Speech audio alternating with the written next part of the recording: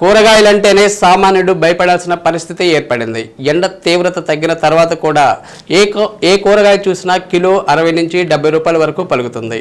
చికెన్తో పోటీపడి బీన్స్ ధరలు ఉన్నాయి. కిలో చికెన్ 250 రూపాయలకు లభిస్తుండగా బీన్స్ 210 రూపాయలకు చేరింది.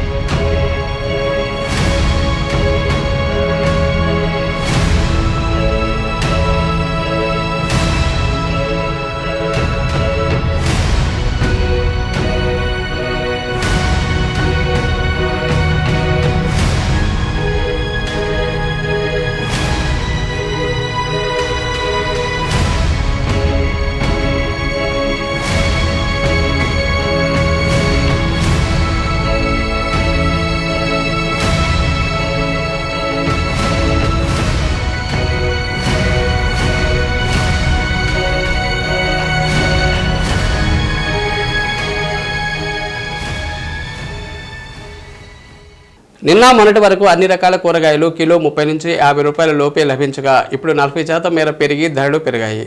ఉత్పత్తి గణనీయంగా తగ్గిపోవడంతో అన్ని రకాల ధరలకు రెక్కలు వచ్చాయి. 100 రూపాయలు చేతిలో పెట్టుకుని మార్కెట్కు వెళితే 2 రకాలు కూడా రావటం లేదు. మరోవైపు నిత్యం వంటల్లో వినియోగించే టమోటా, పచ్చిమిర్చి ధరలు హోల్సేల్లోనే కిలో 70 నుంచి 70 వరకు పలుకుతుండగా రిటైల్గా మరో 10 నుంచి 15% వరకు పెంచి కిలో 80 వరకు విక్రయిస్తున్నారు. అలా అన్ని రకాల కూరగాయల ధరలు పెరగడంతో సామాన్యులు మార్కెట్ వైపు వెళ్లాలంటేనే భయపడాల్సిన పరిస్థితి ఏర్పడింది. కొత్తపట్నం, మార్టూరు ప్రాంతాల నుంచి పలు రకాల కూరగాయలు దిగుమతి అవుతాయి. అయితే అక్కడ పంట ఉత్పత్తి తగ్గిపోవడంతో ఇతర ప్రాంతాల నుంచి దిగుమతి చేసుకోవాల్సి రావడంతో వాటి ధరలకు రెక్కలొచ్చాయి.